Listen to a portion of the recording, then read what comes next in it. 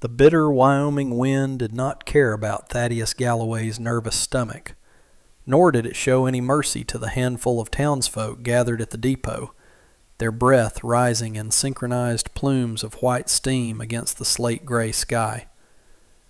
Thaddeus shifted his weight from one boot to the other, the leather creaking in the silence, and adjusted the collar of his heavy sheepskin coat, though the chill had long ago found its way into his bones. He was a man built of sharp angles and rough textures, with hands that were permanently stained by soil and oil, hands that he was currently wringing inside his pockets to hide their trembling. He had spent the last month building a picture in his mind, a fortress of expectations to protect himself from the vulnerability of what he was about to do. He had imagined a woman of sturdy stock, perhaps a widow from Ohio or a farmer's daughter from the Dakotas, someone with broad shoulders and hands as calloused as his own, someone who understood that life on the frontier was not a romance, but a negotiation with the elements. He needed a partner, not a prize. He needed someone who could help him hold the line against the encroaching winter and the loneliness that echoed through his empty ranch house like a physical weight.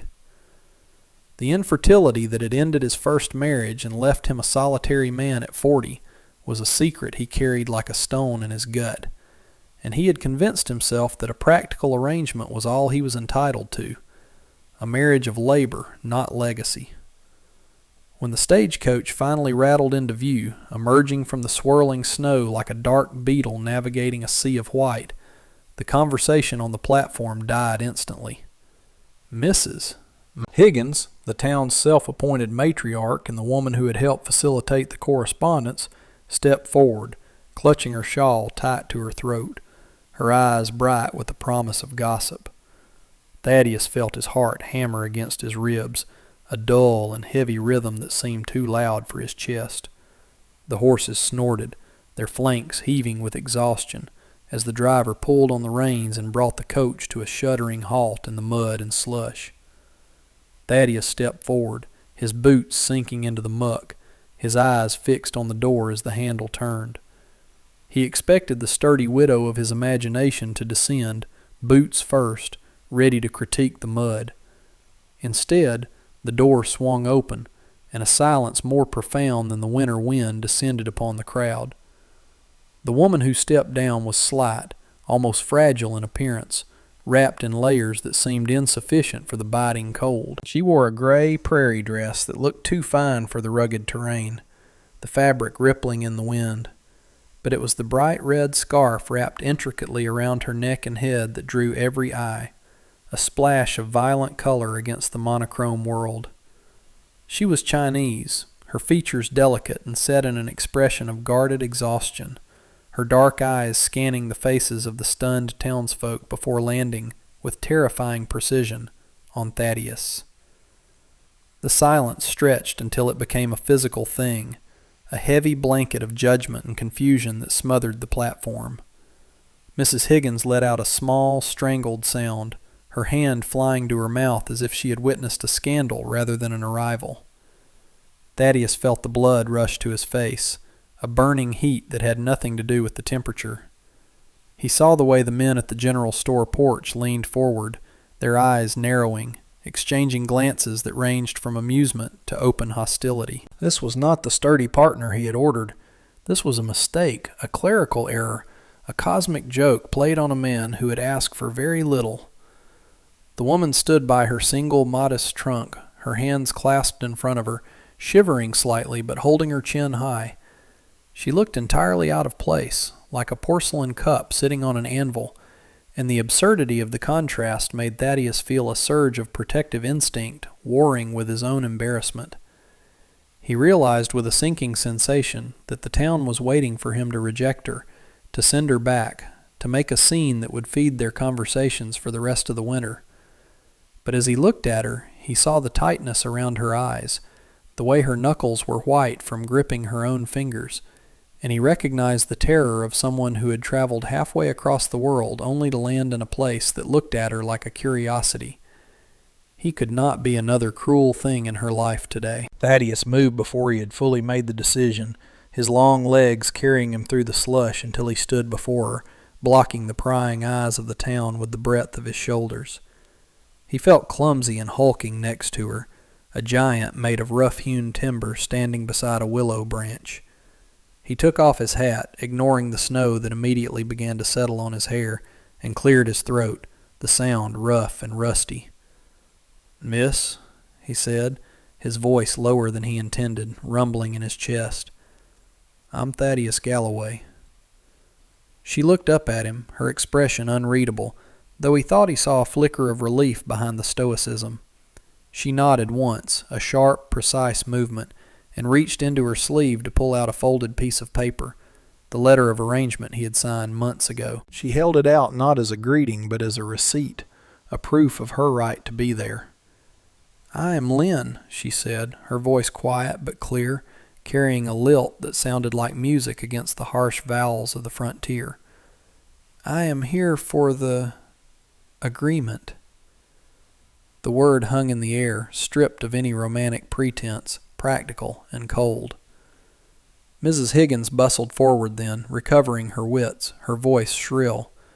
"Mr. Galloway, surely there has been a mix-up. The agency promised a woman of suitable background for the climate." Thaddeus saw Lynn's posture stiffen, her eyes fixing on the horizon as if she could will herself away. He turned to Mrs.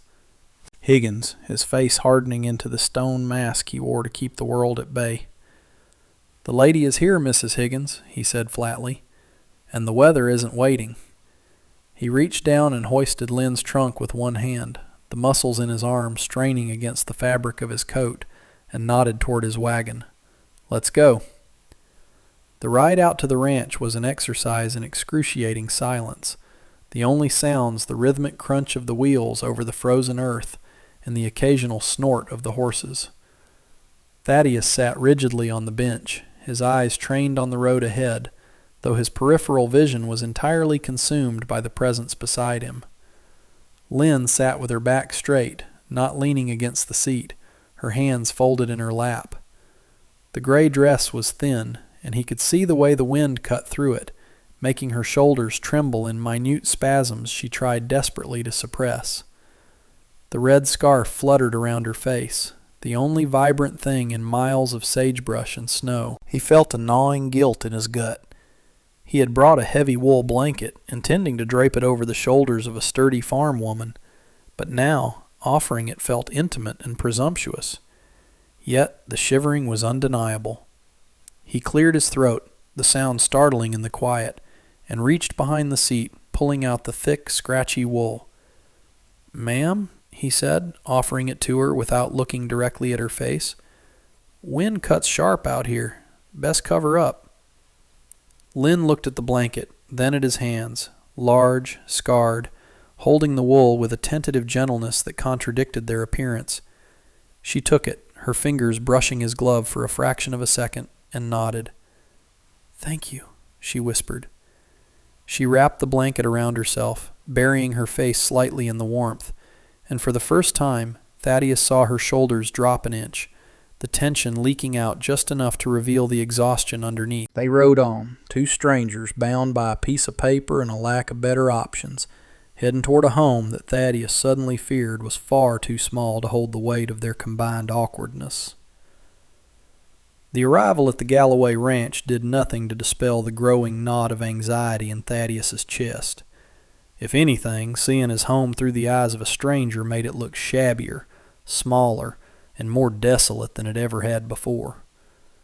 The cabin was a sturdy, low-slung structure made of weathered logs that had turned the color of iron in the dimming light, hunkered down against the wind as if trying to disappear into the landscape.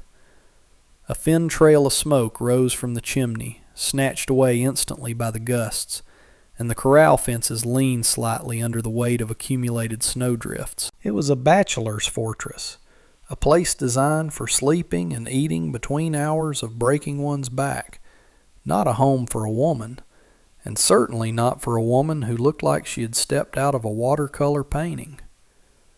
Thaddeus pulled the wagon up to the front, the brake lever screeching a protest that echoed off the nearby barn.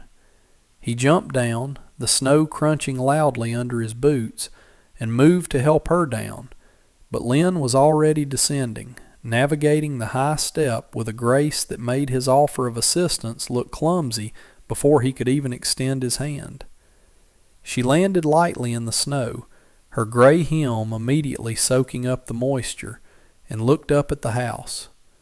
Her expression remained guarded, her dark eyes taking in the rough-hewn logs, the lack of a porch swing, the mud-splattered windows. Thaddeus felt the need to apologize, to explain that he hadn't had time to whitewash the timber or plant a garden, but the words stuck in his throat, feeling trivial against the vastness of the reality facing them. Inside, the cabin was warm but stark, filled with the scent of wood smoke, old coffee, and the unique musk of a life lived alone. The furniture was utilitarian, a heavy oak table, 2 mismatched chairs, a narrow cot in the corner that served as a sofa, and his bed in the back room separated only by a heavy curtain. Dust motes danced in the shaft of light cutting through the room as Thaddeus pushed the door open, revealing the clutter of his existence. A pile of mending he'd ignored, a stack of ledgers on the table, dirty plates from breakfast still sitting near the basin. He saw Lynn's eyes sweep over the room, cataloging every detail, every speck of dust, every sign of his solitary neglect. She didn't recoil, but she didn't smile either. She simply observed, her face a mask of polite neutrality. "It ain't much," Thaddeus said, his voice echoing in the small space as he set her trunk down near the curtained partition. "It's warm, mostly. Roof holds." He rubbed the back of his neck, feeling the heat rise in his cheeks again. I reckoned you could take the back room, for privacy. I'll sleep out here on the cot." He wanted to make it clear that he expected nothing from her, that the wife on the paper didn't mean he felt entitled to her affection, especially when he felt so unworthy of it. He watched her process this, watching for disgust or relief. Lynn looked at the curtain, then back at him, her gaze steady. "You are kind," she said softly, though the words felt formal. She walked over to the table and ran a finger along the edge, inspecting the dust, not with judgment, but with the air of someone assessing a task. "This is adequate." The word adequate stung more than he expected, a lukewarm appraisal of his life's work. But he nodded, accepting it. He busied himself with the stove, adding wood with unnecessary force, just to have something to do with his hands. "I'll get supper started," he muttered. "Beans and salt pork, unless you don't eat that." He realized too late that he knew nothing of her customs, her tastes, or her life before this moment. He was a bull in a china shop, terrified of breaking the only delicate thing he had ever invited into his world. Lynn watched him fumble with the skillet, her head tilted slightly to the side. "I can cook," she said, taking a step toward him. "It is part of the arrangement." Thaddeus shook his head quickly, stepping back as if to shield her from the drudgery. No, you've had a long travel. You rest. I've been feeding myself for 20 years. I can manage one more night." He wanted to prove his competence, to show her that while he might not be wealthy or refined, he was capable of care. But as he turned back to the stove, he knocked a tin of coffee grounds off the shelf with his elbow, sending dark granules scattering across the floorboards. The noise was startlingly loud. He froze, staring at the mess, feeling the humiliation burn his ears. Before he could move, Lynn was there, crouching down, her gray dress pooling around her, scooping the precious grounds into her small, cupped hands. "Waste not," she murmured, looking up at him. In her eyes he didn't see pity, but a quiet, terrifying patience that unnerved him more than anger ever could. The next morning broke with a sky the color of a bruised plum, the temperature dropping low enough to freeze the water in the basin solid. Thaddeus woke before dawn, his back aching from the narrow cot, driven by a frantic energy to prove his worth before Lynn even opened her eyes. He wanted the chores done, the animals fed, and the path cleared before she had to face the harshness of the day. He felt like he was on probation in his own home, auditioning for a role he wasn't sure he could play. He moved through the morning routine with a manic intensity, chopping wood with heavy, heaving swings, carrying water buckets until his shoulders screamed, ignoring the biting wind that whipped around the corner of the barn. He wanted her to wake up to a world that was managed, tamed, safe. But the harder he tried to smooth the edges of the frontier for her, the more the frontier seemed to fight back. The pump handle stuck, requiring boiling water to loosen. The chickens were skittish and refused to lay. The heavy gate to the south pasture had sagged off its top hinge, dragging in the snow like a broken limb. He was sweating despite the cold, his breath coming in ragged gasps, when he looked up toward the house and saw her. Lynn was standing at the window, the red scarf wrapped around her shoulders, watching him. She wasn't doing anything, just watching, her stillness a sharp contrast to his flailing exertion. He felt a spike of shame. He must look like a fool to her, a man fighting a losing war against his own land. Distracted by her gaze, Thaddeus turned back to the gate and yanked it hard, trying to force it into place. The wood, swollen with moisture and ice, splintered under his grip, and a jagged shard sliced across the palm of his glove, tearing the leather and biting into the skin beneath. He hissed in pain, dropping the gate, which swung back and hit him in the shin. He doubled over, cursing silently, clutching his hand. It was a small injury, the kind he ignored daily, but happening now, under her scrutiny, it felt like a catastrophic failure of competence. He squeezed his eyes shut, breathing through the throbbing in his hand, feeling the weight of his own inadequacy pressing down on him. He was supposed to be the provider, the protector, the man who could handle the wild. Instead, he was bleeding in the snow while his stranger wife watched from behind glass. He heard the crunch of snow behind him, not from the house, but from the road. He straightened up, wiping his glove on his trousers, and turned to see a horse and rider approaching. It was Burke, his neighbor to the east, a man whose loudness was only matched by his ambition to swallow up the smaller ranches around him. Burke was a large man, red-faced and perpetually angry, sitting high on a bay gelding that looked as mean as its owner. Thaddeus felt his stomach drop. Burke never came over for a social call, and certainly not at sunrise in this weather. Burke didn't bother dismounting. He reined his horse in just outside the fence line, the animal dancing nervously in the snow, steam blasting from its nostrils. "Galloway!" he bellowed, his voice booming across the frozen yard, shattering the morning quiet. Thaddeus walked toward the fence, keeping his injured hand tucked into his coat pocket, trying to project a calm he didn't feel. "Morning, Burke," he said, keeping his voice level. "Something wrong?"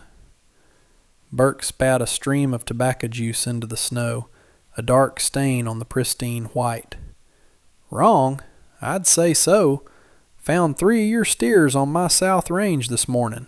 Mix 'em with my herd. Eating my feed." Thaddeus frowned. "That's impossible. I checked the perimeter fence 2 days ago. It's sound." Burke laughed, a harsh, barking sound. "Well, it ain't sound now. Maybe if you spent more time fixing your wire and less time ordering fancy women from catalogs, you'd keep your stock where it belongs." The insult landed like a physical blow. Thaddeus stiffened, his jaw tightening. He knew the town was talking, but hearing it thrown in his face by Burke made the shame burn hot and bright. "Leave her out of this," Thaddeus warned, his voice dropping an octave. "If my stock is out, I'll fetch 'em. No harm done." "No harm?" Burke leaned forward over the pommel of his saddle, his face twisting into a sneer. "My bull is prize stock, Galloway. I don't need your scrub cattle bringing in sickness or messing with my lines. You get them animals out within the hour, or I shoot 'em where they stand, and you owe me for the feed." It was an unreasonable demand, a bully's tactic to assert dominance. The feed consumed in one night was negligible, and shooting stray cattle was an act of war in this valley. Thaddeus felt the trap closing around him. If he backed down, he looked weak. If he fought, he risked a feud he didn't have the manpower to win. He stood there, the cold wind biting at his exposed neck, feeling small and outnumbered even though it was just one man on a horse. He opened his mouth to try and negotiate, to plead for time, fully aware of how pathetic he sounded in his own head. But before he could speak, the front door of the cabin opened. The sound was distinct in the crisp air. Both men turned. Lynn stepped out onto the porch. She had donned a heavy coat over her dress, likely one of his old ones he had left by the door, swallowing her small frame, but the red scarf was still there, vibrant and defiant. She didn't look at Thaddeus. She looked straight at Burke, her expression calm, bordering on bored. She held something in her hand, a small, dark notebook. She walked down the steps, the snow crunching under her feet, moving not with the hesitation of a newcomer, but with the terrifying purpose of someone who has already assessed the situation and found it wanting. She stopped beside Thaddeus, barely reaching his shoulder, yet somehow occupying just as much space. She looked up at Burke, then down at the notebook, and spoke, her voice cutting through the bluster like a knife through canvas. 3 steers, she said, her English heavily accented but perfectly intelligible. Brown and white. Ear tags 14, 18, 22? Thaddeus stared at her. He hadn't even checked the tags yet. How could she possibly know which ones were missing? Burke stared at the small woman standing in the snow, his mouth hanging slightly open, the aggressive sneer faltering into a mask of pure confusion. The bay gelding shifted beneath him, sensing the sudden change in the rider's confidence, and tossed its head, the metal bit clinking sharply in the cold air. Thaddeus felt a similar shock radiating through his own limbs. He had left the ledger open on the table inside, a mess of scribbles and worries he thought were private. Yet here she was, quoting his inventory with the precision of a seasoned clerk. Lynn didn't wait for an answer. She stepped closer to the fence, the hem of her oversized coat dragging in the snow, her face tilted up toward the mounted man. "I saw the ledger," she continued, her voice steady and devoid of the trembling that Thaddeus felt in his own knees. "And I saw the tracks. The wind blew from the north last night. Your fence line at the creek bottom, the posts are rotted. I saw them when we drove past yesterday. The wire is down on your side, Mr. Burke. Our cattle did not break out. Your fence invited them in." Burke's face flushed a deeper shade of crimson, contrasting violently with the white landscape. He gripped the reins tighter, his knuckles whitening. "Now listen here," he sputtered, trying to regain the momentum of his anger. "I don't know how things work where you come from, little lady, but out here, a man is responsible for his stock." Lynn nodded, conceding the point with a terrifying calmness. "And a man is responsible for his perimeter," she countered. "By the county statute, which was also in the book on the table, fence maintenance on a shared boundary is a mutual obligation, but the failure of a structural post falls to the owner of the land where the post stands. The rot is on the east bank. That is your bank." She closed the small notebook with a soft thump that seemed louder than a gunshot in the silence. "We will fetch the steers. We will not pay for feed that was eaten because of your negligence.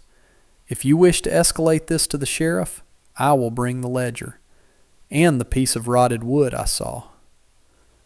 Thaddeus watched, paralyzed by a mixture of horror and awe, as the power dynamic in the yard inverted completely.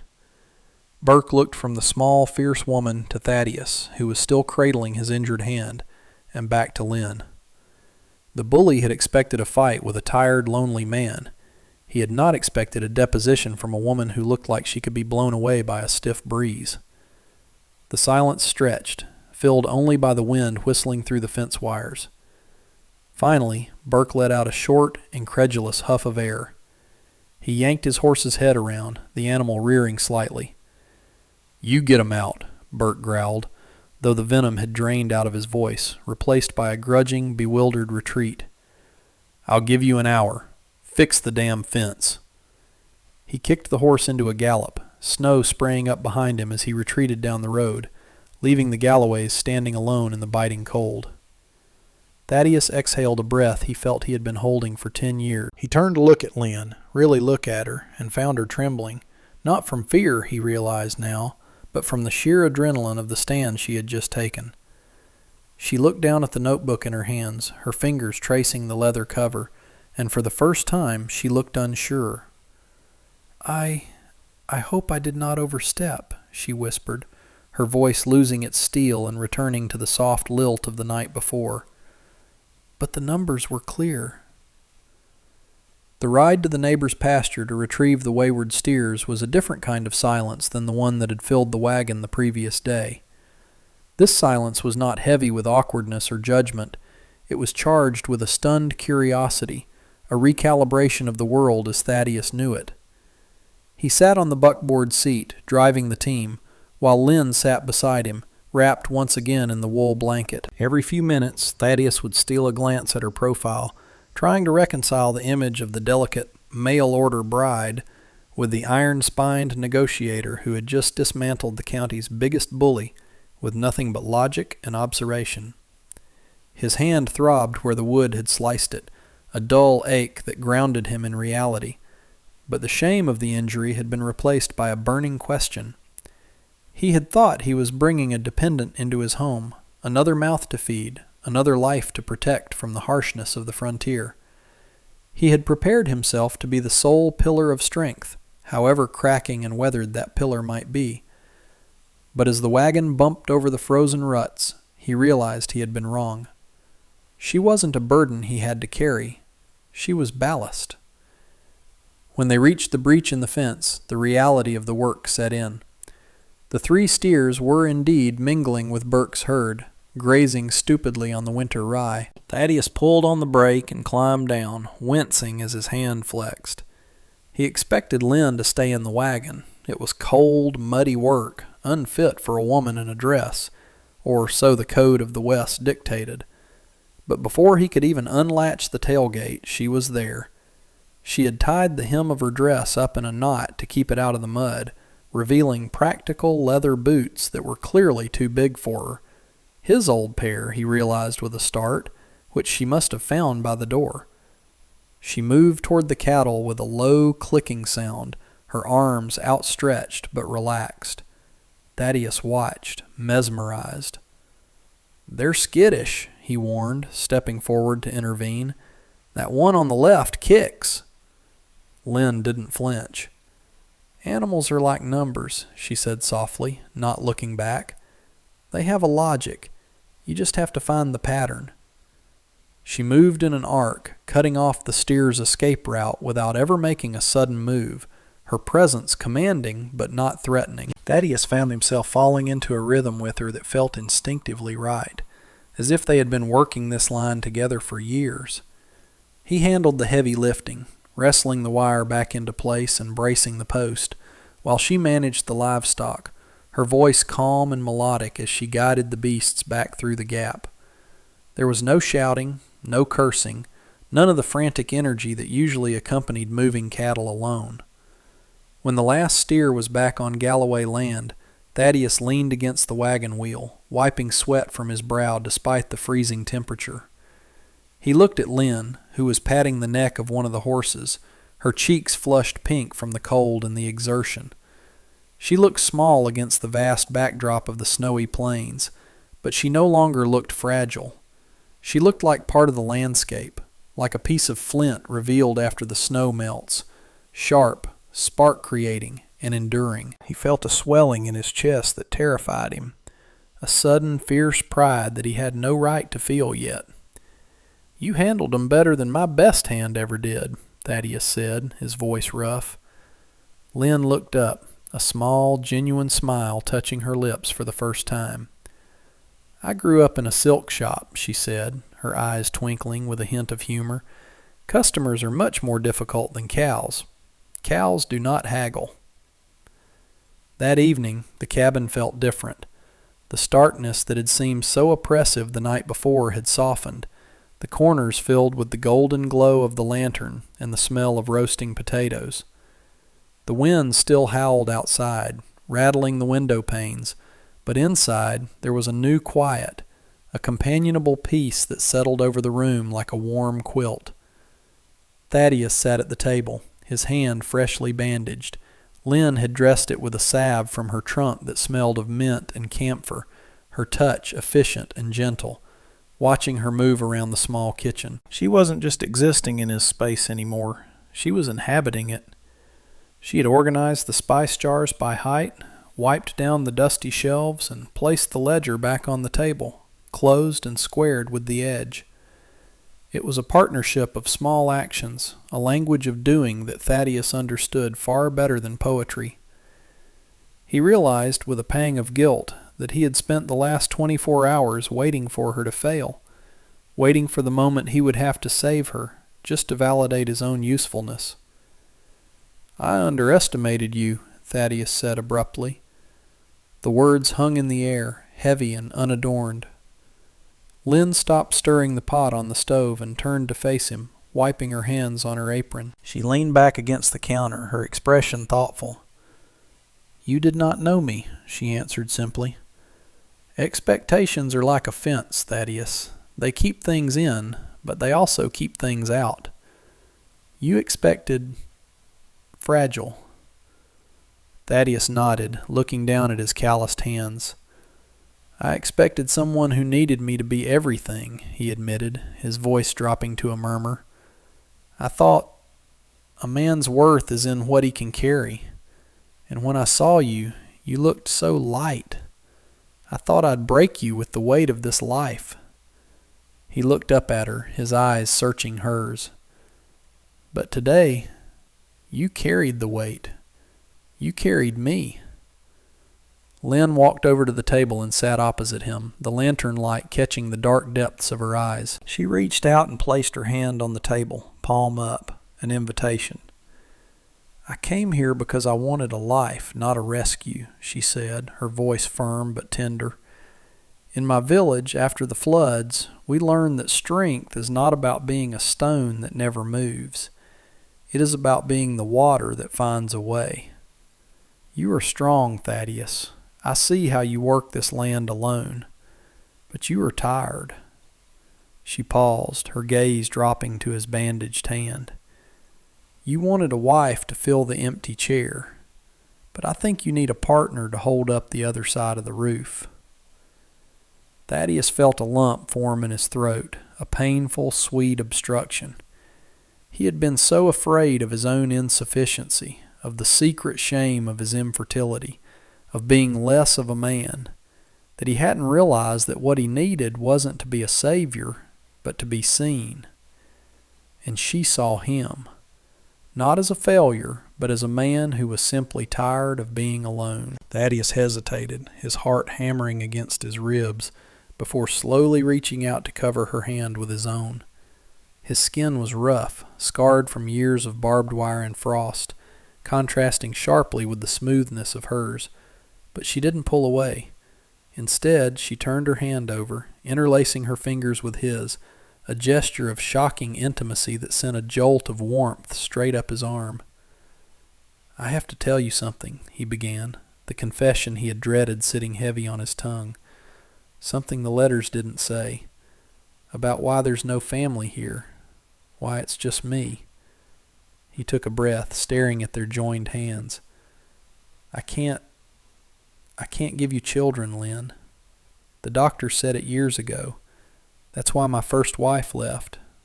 That's why I'm alone." He waited for the recoil, for the disappointment, for the practical calculation that this arrangement was a dead end. He braced himself for her to pull her hand away, but Lynn's grip only tightened. She looked at him, her expression softening into something profoundly gentle. "Thaddeus," she said, saying his name with a reverence he wasn't used to, "do you think I traveled across an ocean just to be a mother? I came to be a wife. I came to build a home." She squeezed his hand, anchoring him. "Children are a blessing, yes, but they are not the only harvest. We have land. We have this house. We have our hands." She leaned forward slightly, her eyes locking onto his with a fierce intensity. Family is not just blood. It is who stays when the winter comes. You stayed for me on that platform when everyone laughed. You stood between me and the cold. That is enough. You are enough. The words washed over him, dissolving the knot of shame that had lived in his gut for a decade. He looked at her, this woman in a gray dress with a red scarf, and saw not a stranger, but the center of his world. He realized then that romance wasn't about flowers or poetry. It was this. It was the quiet admission of flaws and the steady promise to stay anyway. It was the warmth of her hand in his, a pact made not of paper, but of shared strength. "Then we build," he whispered, his voice thick with emotion. "We build it together." By the time the snow melted and the valley turned a vibrant, aching green, the talk in town had shifted. It happened gradually. At first, it was just whispers of how the Galloway ranch hadn't collapsed over the winter. Then it was the sight of the new fencing that ran straight and true along the creek, tight as a fiddle string. But the real change was visible when Thaddeus and Lynn came into town for supplies in late May.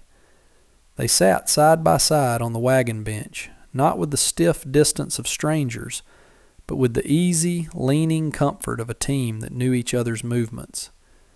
Thaddeus looked different. His shoulders were set back, the perpetual furrow of anxiety gone from his brow, replaced by a quiet confidence. And Lynn, wearing a sturdy calico dress she had sewn herself, looked at the town, not with fear, but with the calm assurance of a woman who knew her place was earned, not given.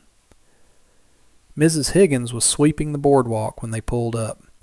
She paused, her broom hovering, ready to offer a critical remark.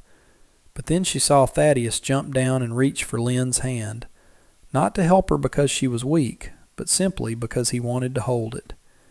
She saw Lynn say something to him that made him throw his head back and laugh, a rich, deep sound that few in the town had ever heard. It was a sound of joy, of a man who had found his balance. Mrs. Higgins lowered her broom and offered a tentative nod, a silent admission of respect. Thaddeus nodded back, tipping his hat, before turning his attention entirely to his wife. They walked into the general store together, shoulders brushing, discussing the price of seed and the plans for the garden. Two people who had faced the winter and found that the spring was all the sweeter for having survived the cold together.